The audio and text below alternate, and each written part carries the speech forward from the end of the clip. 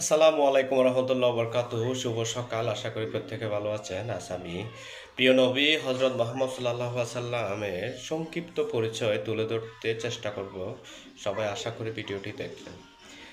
প্রিয় নবী হজরত মোহাম্মদ সাল্লাহ সাল্লাম জন্মগ্রহণ করেছিলেন 570 খ্রিস্টাব্দে 29শে আগস্ট এবং আরবি রবিউল আওয়াল মাসের 12 তারিখ রোজ সোমবার। ওনার পিতার নাম ছিল আবদুল্লাহ, মাতার নাম ছিল আমিনা, দাদা পিতামহ অর্থাৎ দাদার নাম ছিল মোত্তালিব। তিনি জন্মের 6 মাস পূর্বে তার পিতা মারা যায়। তিনি পিতৃস্নেহ থেকে সম্পূর্ণ বঞ্চিত ছিলেন। তিনি মক্কার কুরাইশ বংশে জন্মগ্রহণ করেন। তখন আরব ছোট ছোট গোত্রে বিভক্ত ছিল।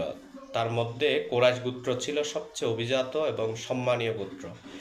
এই বংশের রীতি অনুযায়ী হজরত মোহাম্মদ সাল্লাহ সাল্লাম জন্মের 5 বছর পর্যন্ত একজন দাত্রী নিয়োগ করা হয়। তার নাম ছিল হালিমা। 5 বছর পর মা আমিনা তাকে তার বাবার কবর জিয়ারতের উদ্দেশ্যে মদিনায় নিয়ে যান। সেখান থেকে ফিরার পথে আবুয়া নামক একটা স্থানে প্রিয় নবী হজরত মোহাম্মদ সাল্লাহ সাল্লামের মাতা আমিনা সেখানে অসুস্থ হয়ে পড়েন এবং ইন্তেকাল করেন। তারপর তার লালন পালনের দায়িত্বভার নেন তার পিতামহ অর্থাৎ দাদা আব্দুল মোত্তালিব। তিনিও 8 বছর পরে যখন রসুল্লাহ সাল্লাহ সাল্লামের বয়স 8 বছর, তখন তিনি মারা যান। এরপরে প্রিয় নবী হজরত মোহাম্মদ সাল্লাহ সাল্লামের লালন পালনের দায়িত্ব নেন তার চাচা আবু তালিব।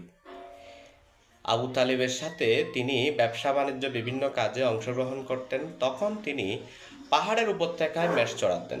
12 বছর বয়সে তিনি ব্যবসায়িক উদ্দেশ্যে চাচার সাথে চিরিয়া গমন করেন। প্রিয় নবী হজরত মোহাম্মদ সাল্লাহ সাল্লামের সততা, ন্যায়পরায়ণতা, সহনশীলতা, ভদ্রতা, নম্রতায় মুগ্ধ হয়ে আরববাসী স্বতঃস্ফূর্তভাবে ওনাকে আলামিন উপাধিতে ভূষিত করেন, অর্থাৎ বিশ্বাসী।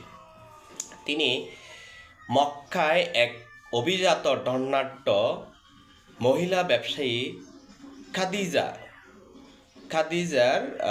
খাদিজার ব্যবসা পরিচালনা করতেন। খাদিজা তার ব্যবসায়িক সততায় মুগ্ধ হয়ে তাকে বিয়ের প্রস্তাব দেন। তখন রাসূলুল্লাহ সাল্লাল্লাহু আলাইহি ওয়াসাল্লামের বয়স ছিল 25 বছর, খাদিজা রাদিয়াল্লাহু তাআলার বয়স ছিল 40 বছর এবং চাচা আবু তালিবের পরামর্শে তিনি খাদিজা রাদিয়াল্লাহু তাআলার সাথে বিবাহ বন্ধনে আবদ্ধ হন।